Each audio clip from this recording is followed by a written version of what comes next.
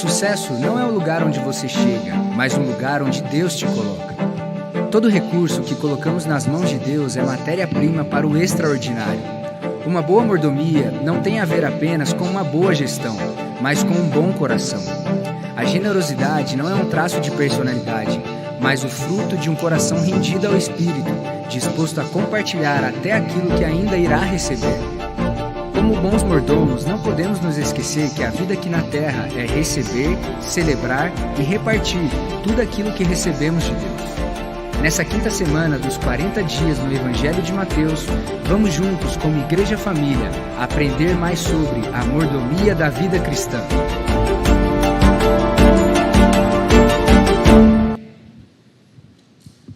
Amém. Bom dia, graça e paz. Eu ia falar da temperatura, mas já pegaram meu quebra-gelo. Aí a gente fica apertado aqui, né? Vou ter que falar sobre futebol. O Palmeiras ganhou ontem, 5-1. Quem viu? Vocês estão torcendo contra? Tem que ficar feliz comigo. Se alegrem com os que se alegram, gente. Bom, vamos lá. A gente tem falado nos últimos domingos sobre a quaresma, né? Os 40 dias que antecedem a Páscoa do Senhor. E hoje a gente vai falar sobre a mordomia na vida cristã, que é um assunto muito legal. Eu, para variar, fico fuçando aí um monte de coisas para poder passar para vocês.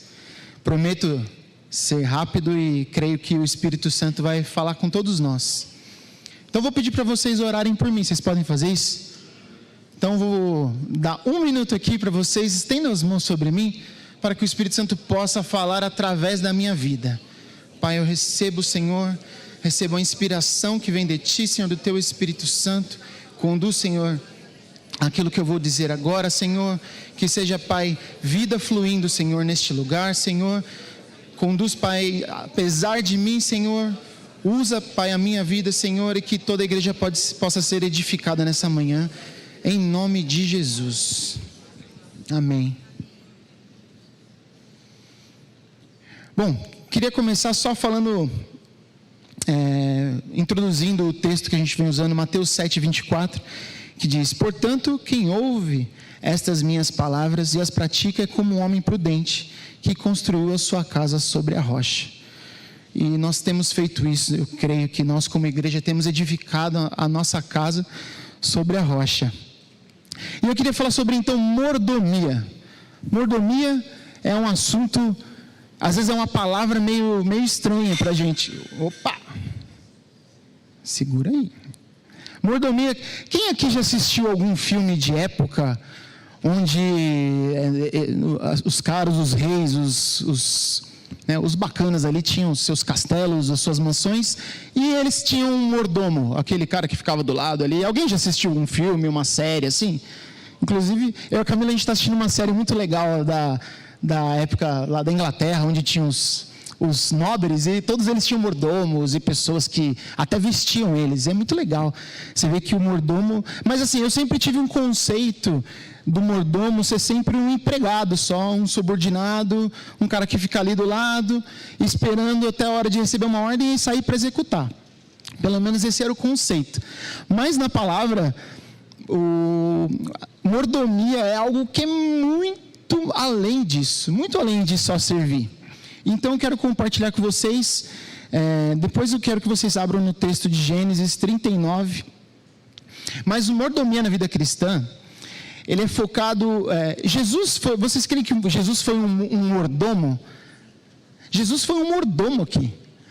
Jesus, ele que mostrou para nós como que na vida cristã a gente pode ser mordomo. Afinal, não somos seres terrestres. Quem crê nisso? Nós somos seres celestiais. Nossa vida, a partir do momento que a gente conhece e entrega a vida para Jesus, a nossa vida é uma vida de reino. E nós fomos chamados para essa terra para estabelecer o reino de Deus aqui nessa terra. Só que para a gente estabelecer o reino de Deus, a gente precisa agir como mordomos do rei. E mordomia tem, a palavra mordomia, a raiz dela é do grego. E a palavra grega para mordomia é oikonomos. Estranha essa palavra, né? E ela se divide em 2 pedaços: oiko e nomos. Oiko significa casa e nomos significa lei. Ou seja, mordomia significa administrador ou governante de uma casa. Legal, né? Nem ouviu Então vou falar de novo, Oikonomos é administrador ou governante de uma casa. E tem a palavra no hebraico também para mordomia, que significa, a palavra em hebraico é machal. Estranho também essa palavra. Mas olha só o que eu descobri. Lá nos Estados Unidos, alguém já assistiu, deve ter um filme até com esse nome. Tem uma polícia, que na verdade é uma polícia especial, que são os delegados da federação, ou seja, é como se fosse uma divisão da Polícia Federal lá dos Estados Unidos, que se chama US Marshals. Olha só, ou seja, esses caras aí não são simplesmente um cara que fica recebendo ordem. Esses caras, eles organizam, eles governam ali, eles fazem com que o país funcione. Então, essa palavra mordomia, ela tem uma profundidade muito maior do que simplesmente alguém ali com a toalhinha perguntando o que a pessoa precisa ou não. Então, quando a gente fala assim, olha, eu sou mordomo do reino de Deus, a gente tem que pensar já para frente.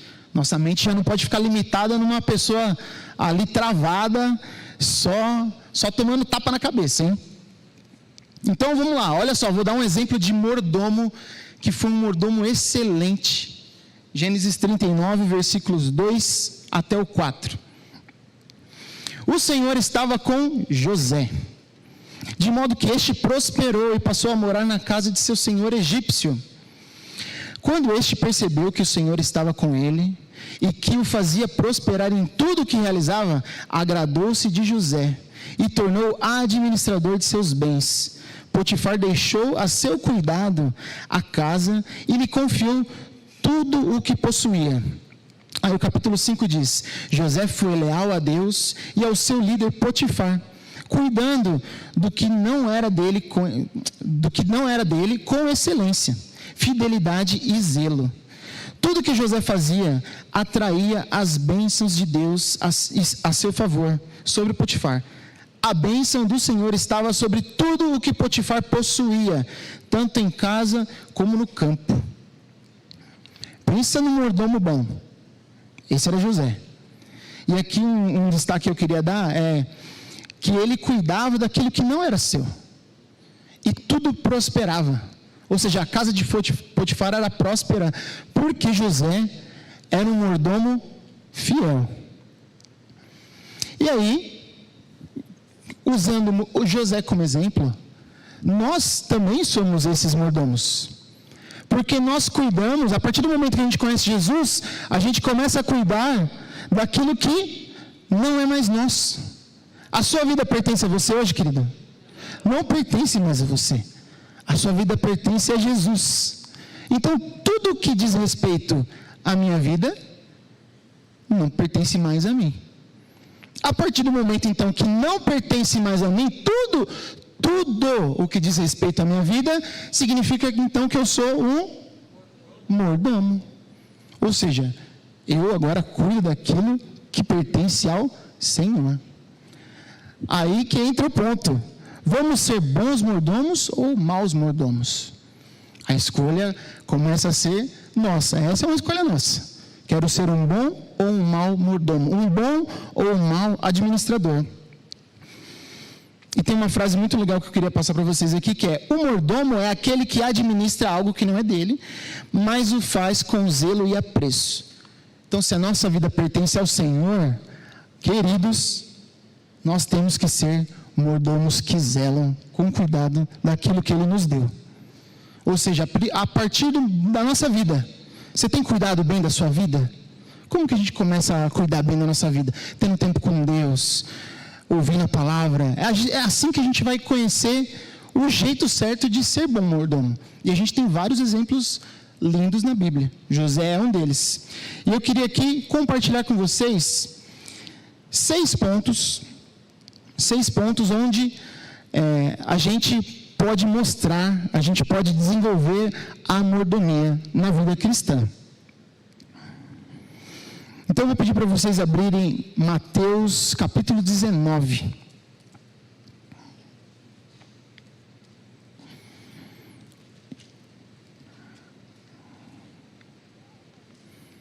E o primeiro ponto é que a mordomia da vida cristã mostra onde estão as suas prioridades.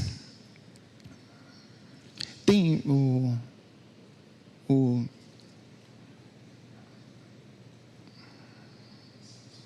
aí. Então, a mordomia na vida cristã mostra onde estão suas prioridades. Mateus 19, 17 e 18 diz o seguinte: respondeu-lhe Jesus. Aqui, só para contextualizar, é a passagem do jovem rico e Jesus. O jovem rico queria seguir Jesus, então Jesus respondeu a ele quando ele disse que queria seguir Jesus: por que você me pergunta sobre o que é bom? Há somente um que é bom. Se você quer entrar na vida, obedeça os mandamentos.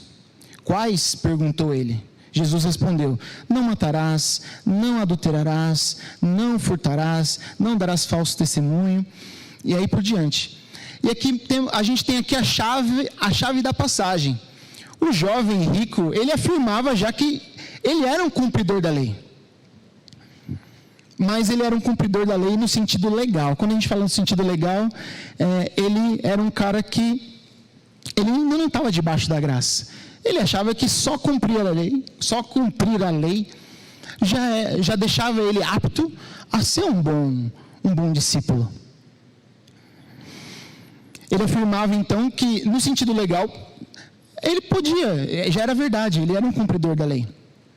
Mas do ponto de vista espiritual, ele era um cara que tinha a vida totalmente entregue a Deus? Não. Por quê? O que aconteceu na sequência? Jesus falou assim: então vende os seus bens e me segue.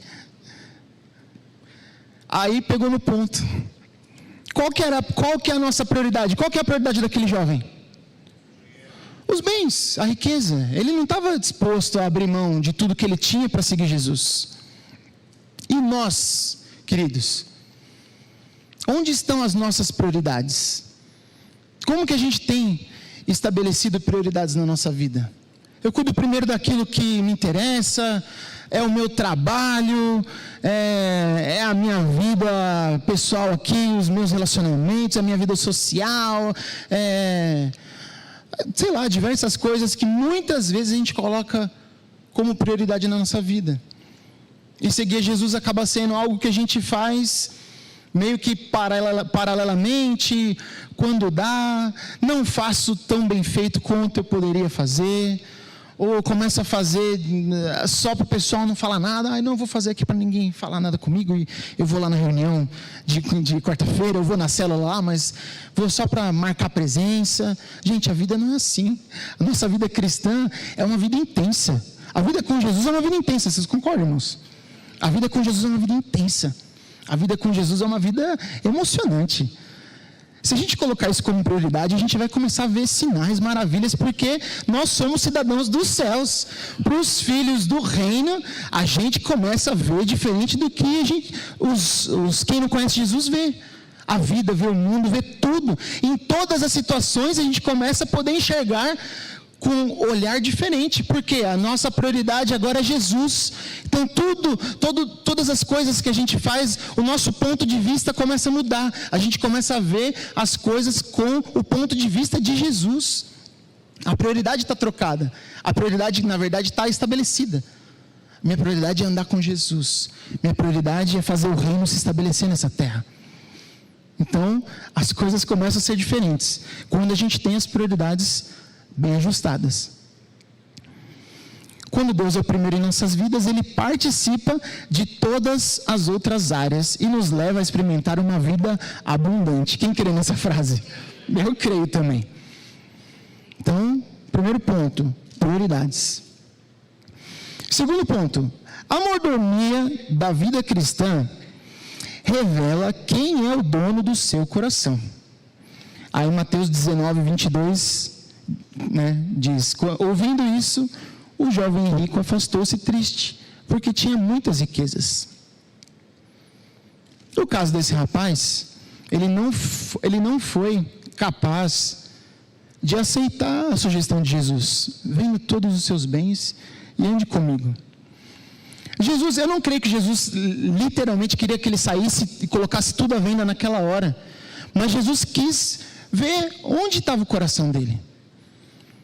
Né? Quando ele veio para Jesus e falou assim: não, eu sou um cumpridor da lei, eu ando certinho, tudo que está escrito na Bíblia lá, na Torá, eu cumpro. Mas de que maneira que ele cumpria? E aí eu trago essa pergunta para nós. Será que às vezes a gente tem sido... a gente pode... Olha, eu vou falar, muitas vezes eu fui assim, religioso. Eu achava que eu tinha que fazer aquilo e aquilo estava certo, e às vezes nem fazia de todo o coração. Quantas vezes? Só eu que errei aqui, acho que todo mundo já passou por isso, né? Ah, não, tem que ir naquele lugar, naquela reunião. Ah, eu vou só para ninguém falar nada. Porque eu de verdade, aquela história lá da criança, que a mãe fala assim: você tem que ficar sentado. E aí a criança não queria obedecer, queria ficar de pé. Aí a mãe mandou uma hora e falou assim: você vai ficar sentado, vai ser corrigido. Daí ele sentou e falou assim: mas por dentro eu estou de pé. Adianta a gente falar que eu obedeço, eu cumpro com a lei, eu ajo certinho, e no coração, o dono do nosso coração ser outro, ser coisas. Aqui no caso do jovem rico, as coisas dominavam o coração dele, as riquezas. Ele não estava disposto a abrir mão. Mas a palavra diz, o próprio Senhor diz, que aquele que negar pai e mãe, aquele que abrir mão de tudo por amor a Ele, ainda nessa vida vai receber recompensas. O Senhor tem graça para nós. Ele não é um Deus que quer privar você de todas as coisas. Ele não é um Deus mau, que quer fazer você desfazer de tudo e fazer você viver se arrastando, mendigando. Não, Ele só quer o seu coração, querida. Ele quer o seu coração, Ele quer o nosso coração. Quando o nosso coração está totalmente entregue a Ele, a gente começa a experimentar tantas coisas maravilhosas, irmãos. Então, quem que é o dono do nosso coração? O Senhor é o dono do nosso coração. Aquele rapaz se afastou no final da conversa, triste. Não sei se ele ficou triste com as palavras de Jesus, não sei se ele ficou triste porque ele percebeu que realmente ele não tinha o coração transformado. Mas sabe o que é mais triste? Depois ele não voltou atrás. Ele simplesmente continuou seguindo o caminho dele. E quantas vezes pessoas que estão do nosso lado se entristecem e simplesmente continuam seguindo a vida como se Jesus não tivesse passado por ela. Isso que é mais triste, isso que eu fico, quando eu paro para observar. A gente não pode deixar isso acontecer, gente. Não podemos deixar isso acontecer, nem conosco, nem com aqueles que estão próximos de nós. A gente tem que mostrar. A palavra vem para revelar. Nada que está oculto não vem à luz. Quando a gente começa a andar na verdade, andar com Jesus e com pessoas que são apaixonadas por Jesus, o Senhor vai mostrando para nós quem que é o dono do nosso coração. E quantas vezes a gente precisar se arrepender para poder começar a mudar a nossa mente e andar como um filho do reino, a gente precisa fazer. Tem uma palavra de John Wesley aqui, uma frase dele que está anotada, eu vou ler para vocês. Não seja conhecido por sua prosperidade, mas pela sua generosidade. Que as coisas não dominem o nosso coração. Que o dono do nosso coração seja Jesus. Que a gente viva desprendido de coisas, coisas materiais. Que a gente viva desprendido das nossas vontades próprias. Que o nosso coração esteja totalmente entregue a Jesus. E não pense que você vai sofrer por isso.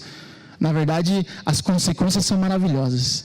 A gente começa a andar à luz do reino. Terceiro ponto. A mordomia na vida cristã revela quem é o dono da vinha. E aí, se vocês, com a Bíblia aí, um capítulo para frente, capítulo 20, por favor.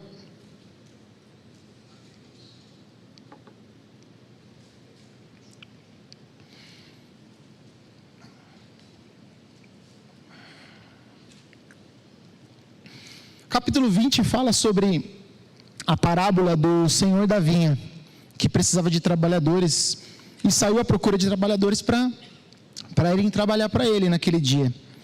E o versículo 1 fala o seguinte: pois o reino dos céus é como um proprietário que saiu de manhã cedo para contratar trabalhadores para a sua vinha. Quantos aqui são os trabalhadores da vinha? Eu sou um trabalhador da vinha. Nós somos trabalhadores da vinha. A gente tem esse privilégio. Hoje nós que recebemos Jesus e vivemos no reino, olha só, Jesus está falando, o reino dos céus é como um trabalhador. Ou seja, o reino dos céus é Jesus chamando a gente, cada um de nós, para trabalhar na sua vinha. Quantos aqui conseguem enxergar? Às vezes eu já falei com o Nenê algumas vezes, o meu amigo aqui, a gente fala, se a gente pudesse, às vezes, explicar, não dá para explicar, né? Quão privilégio é, eu falo com o pessoal da música aqui, é um privilégio poder servir no reino, é um privilégio poder fazer parte da igreja dele. E às vezes a gente não consegue enxergar e ter uma visão clara disso. Quem que é o dono da vinha? É Jesus. Quantas vezes a gente encara algum desafio, alguma coisa, achando que a gente está fazendo para alguém? Ninguém trabalha aqui nessa igreja para pastor, para líder, você trabalha para Jesus, querido. Você serve Jesus. Você tem que ter um orgulho santo de fazer parte do projeto dele. Estabelecer o reino dele nessa terra é um privilégio. A gente começa a experimentar tanta coisa, a gente começa a ver tanta coisa que o pessoal que nem conhece Jesus não tem nem noção disso. A gente fala assim, eu tenho o privilégio de poder mostrar, revelar um segredo que está oculto, e o Senhor está usando a gente para trazer essa revelação à tona. Imagina só, antes de conhecer Jesus, você gostava de fofoca? Quem gostava de fofoca aqui antes de conhecer Jesus? Hoje não, eu tenho certeza que ninguém gosta aqui. Quando alguém contava alguma coisa para você, você não ficava maluco para sair contando para alguém? Ficava, né? Eu sei que ficava. E às vezes hoje a gente tem o segredo que esteve oculto por séculos e séculos, e agora, através de nós, pode ser contado, e não é fofoca. O Senhor liberou, sai contando para todo mundo, sai anunciando as boas novas. E às vezes a gente trava, e a gente, começa a reclamar, começa a fazer disputa. O dono da vinha é Deus, a gente trabalha para Ele. Trabalhamos para o dono da vinha. Glória a Deus por isso. A gente trabalha para o dono da vinha. Ponto 4. A mordomia da vida cristã aponta para a importância do trabalho. Olha aí o ponto. O trabalho que a gente está fazendo aqui é muito importante. É muito importante. Porque não se trata da gente. Não se trata, como eu falei, de um líder, de um pastor. Não se trata de, o pastor, o presidente, o pastor Carlos Alberto, a gente está fazendo para ele. Não estamos fazendo para ele, estamos fazendo para o Senhor. Então, quando a gente começa a olhar a partir dessa visão, a gente começa a entender que o trabalho que a gente está fazendo é muito importante para Deus. Olha só, Mateus 20, versículos 9 a 11, vamos ler. Vieram os trabalhadores contratados por volta das 5 horas da tarde, e cada um recebeu um denário. Quando vieram os que tinham sido contratados primeiro, esperavam receber mais, mas cada um deles também recebeu um denário. Quando o receberam, começaram a se queixar com o proprietário da vinha. Que coisa maluca, não? O que a gente falou aqui? O dono da vinha é Jesus. Então o trabalho que a gente está desempenhando aqui é para quem? É para Jesus. É para Jesus. Você está trabalhando para você? Hoje no seu trabalho secular, você trabalha para você mesmo? Você não trabalha para você mesmo. Ou se a gente está trabalhando para nós mesmos, a gente tem que ajustar a nossa maneira de enxergar. Eu não trabalho para mim mesmo. Eu trabalho porque o Senhor me colocou naquele lugar. Então tem algo de importante que eu preciso fazer naquele lugar. No lugar que eu estou colocado. no lugar onde o Senhor nos plantou. A gente sempre tem alguma coisa importante para fazer. Não é simplesmente trabalhar e ganhar dinheiro, gente. Nossa vida profissional vai muito além do trabalhar para sustentar a nossa casa. O Senhor Ele tem projetos para nós todos os dias. Se você se colocar à disposição de Deus e falar assim: Senhor, eu trabalho para o dono da vinha, e eu estou aqui nesse lugar, nesse escritório aqui, porque eu vou cumprir com aquilo que o Senhor tem para cumprir através de mim no dia de hoje. Ele vai te dar alguma coisa, Ele vai te mostrar. Basta a gente estar sensível a isso. Esses trabalhadores não estavam sensíveis a isso. Esses trabalhadores, só para contextualizar todo mundo, alguns foram contratados pela manhã e o Senhor levou eles para a vinha. Aí outros à tarde foram levados para a vinha e outros no final do dia também foram contratados e levados para ir para lá. No final do dia eles foram receber o pagamento. E o Senhor da vinha começou pagando aqueles que chegaram por último. Ele fez uma coisa diferente ali. E ele pagou o mesmo valor do que ele pagou para os primeiros. Então os primeiros começaram a reclamar.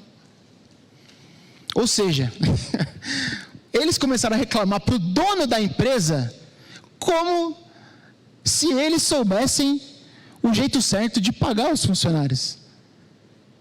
E quem que é o dono da vinha?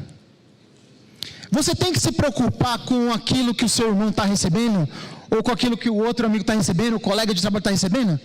Quando você entra numa empresa, passa na entrevista, você entra ali, você pergunta para o chefe ali: os meus colegas vão receber o mesmo do que eu? Eu vou receber mais, eu vou receber menos? Você questiona isso? É até incoerente você fazer um negócio desse. E por que com Jesus às vezes a gente age desse jeito? Por que às vezes a gente está na igreja e fala assim: poxa vida, eu estou há 30 anos servindo na comunidade, eu acho que já está na hora de eu ser alçado a Jeová Júnior. E aí, se alguém que chegou por último começa a se destacar, tem gente que fica emburrado, tem gente que não gosta. Pessoal, a vida no reino é diferente. A vida no reino é totalmente diferente. A gente tem que entender a importância que eu tenho para o corpo de Cristo. Eu tenho uma importância para o corpo de Cristo. Fala assim, ó: eu tenho uma importância no corpo de Cristo. Fala. O que o Senhor chamou você para fazer, outro não vai poder fazer. Ele vai usar você para fazer aquilo que Ele quer fazer através de você. Outro pode fazer a mesma coisa que você faz, mas igual nele nunca vai fazer. Porque cada um tem uma importância. Cada um vai fazer alguma coisa. Todos nós juntos somos o corpo de Cristo. Nós caminhamos juntos, lado a lado ali. Se eu tiver que ser suporte para o meu irmão se destacar porque ele vai ser usado para outra coisa, eu vou fazer. Eu acho que é assim que a gente tem que pensar. Isso é uma visão de reino. Olha, não me importa se outros estão se destacando mais, o importante é que o Senhor está sendo glorificado através daquilo que todos nós estamos fazendo juntos. O reino de Deus é lugar para a gente ficar olhando para o lado? Ficar se comparando? Eu creio que não. E aqui eu queria ler uma frase para vocês: enquanto não entendermos a importância do nosso trabalho, continuaremos a culpar Deus pelos nossos fracassos. Aí o que acontece? Aí vai batendo desânimo, vai batendo aquela insatisfação. Só que o que acontece? Todas as outras pessoas são as causas dos meus problemas. Eu não sou o causador de problemas. Os outros que são.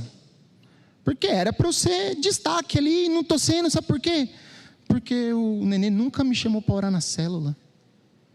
Nossa, Nenê, que chateação que eu tenho com você. Você nunca me chamou para orar lá na célula. Aí a gente vem e fala assim: mas você já pediu para participar, para orar? Não, mas eu achei que por eu estar tanto tempo aqui, a pessoa ia me valorizar. Gente, pelo amor de Deus, a gente não tem tempo para isso. A gente tem que assumir a nossa posição como filhos, como cidadãos do reino. Eu vou fazer aquilo que o Senhor deu para fazer com alegria, com ânimo. Não vou ficar olhando para o lado. O Senhor te chamou para servir na cantina? Sirva com alegria. O Senhor te chamou para servir na célula? Sirva com alegria. O Senhor te chamou para servir na música? Sirva com alegria. A gente trabalha para Jesus. Quinto ponto.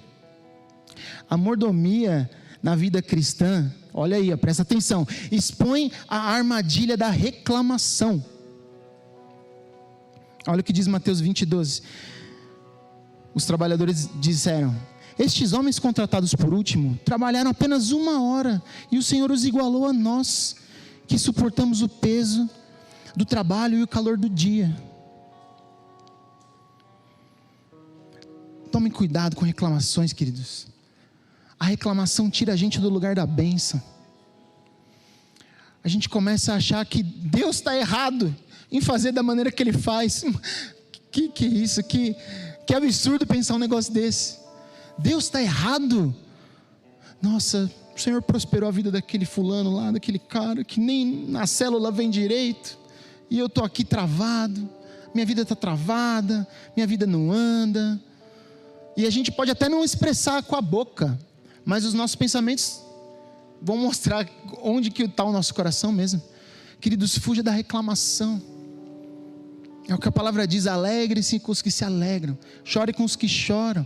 O Senhor, Ele tem o tempo certo para fazer na sua vida também, querido. Não caia no erro da reclamação. Eu já conheci tanta gente que viveu a vida inteira reclamando, achando que Deus ia ter dó. Deus não vive de dó, Deus vive de princípios. Deus se move por princípios. São os princípios que a gente coloca em prática que vão fazer com que os frutos comecem a ser gerados na nossa vida, no nosso ministério. Não se coloque numa posição de dó. Deus não tem dó de ninguém. Ele ama todos igualmente. Se coloque como um filho de Deus. Aqueles que foram transportados das trevas para o reino da luz. O reino onde todas as coisas podem acontecer. O impossível acontece, queridos. Creia e ande nessa verdade. Ande exercitando a sua fé, colocando a sua fé para funcionar. Ela funciona. Ela funciona. Eu sou testemunha disso. A fé funciona. A reclamação transforma dias em anos, mas a fé transforma anos em dias. O Senhor se move pelos princípios dEle. A palavra diz que a palavra não volta vazia. Assim como a chuva, ela desce e rega a terra, e ela faz o que ela foi enviada para fazer antes de voltar para Ele. A palavra nunca vai voltar para o Senhor vazia. Experimente andar nisso. Experimente andar nessa realidade. Você vai ver os milagres acontecerem na sua vida, querido. E o último ponto, para terminar.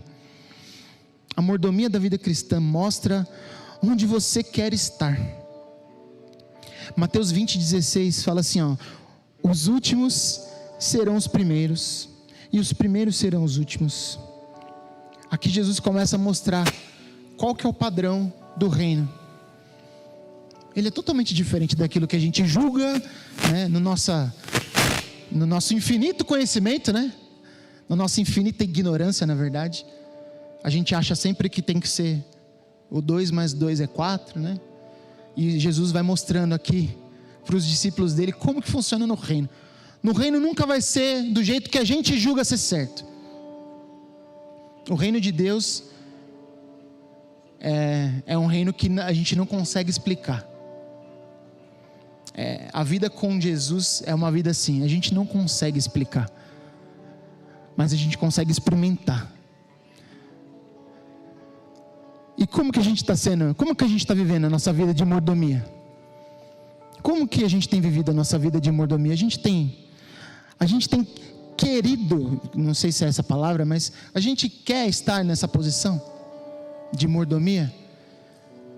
A gente tem colocado, né, as nossas vontades, os nossos conceitos acima do conhecimento de Deus. Como que vocês se avaliam? Como que a gente tem se avaliado? Eu queria propor um período aqui para a gente orar. E caso a gente esteja vivendo de uma maneira diferente da qual o reino de Jesus foi estabelecido na terra, a gente tem a chance todos os dias de voltar da onde a gente parou e recomeçar.